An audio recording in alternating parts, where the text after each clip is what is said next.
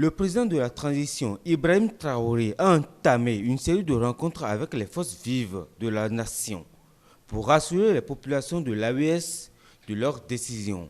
Ibrahim Traoré et ses pairs assument leur choix à travers une décision.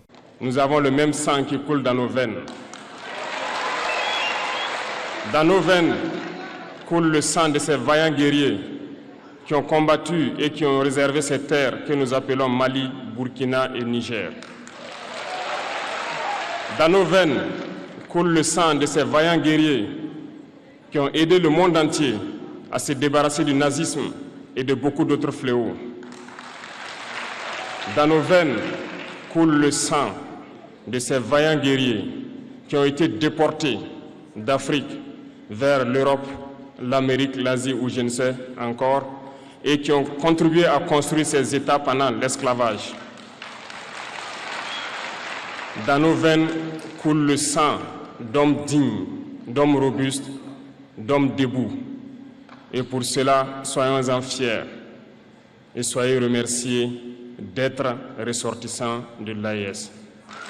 Et ce discours en dit long. Quand est venu le moment de prendre nos responsabilités, nous avons demandé à ces maîtres de quitter les lieux. Pourquoi ne veulent-ils pas partir? Lorsque nous prenons le cas du Niger, depuis plus de 40 ans, certains pays exploitent l'uranium pour produire de l'énergie chez eux. D'Ottawa jusqu'à Paris, les rues sont illuminées, c'est la lumière. Mais au Niger, c'est l'obscurité qui nous est servie. Lorsque vous partez dans nos États, nos sols sont troués de toutes parts pour rechercher les métaux précieux tels que l'or.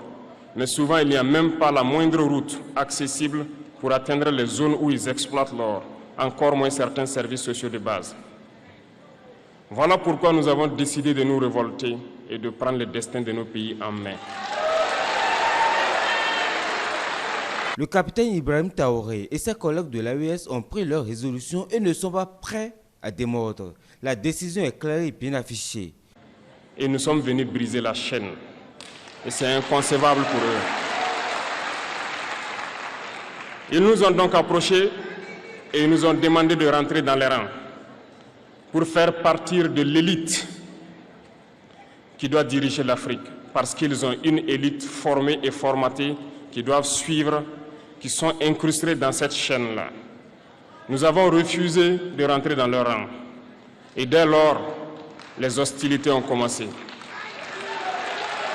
L'indépendance coloniale est terminée et l'AES prend désormais ses responsabilités.